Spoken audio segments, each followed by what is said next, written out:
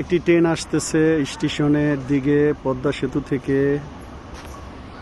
এই যে দেখুন ট্রেনটি আসতেছে পদ্মা সেতু থেকে। ওয়াও, সম্ভবত ট্রেনটি মালবাহী ট্রেন।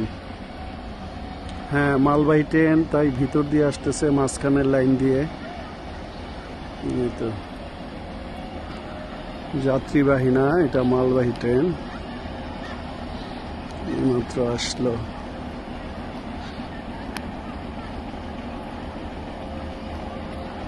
মালবাহী ট্রেন যে কারণে মাঝখানের লাইন দিয়ে আসছে, সাইটের লাইনে যায় নাই।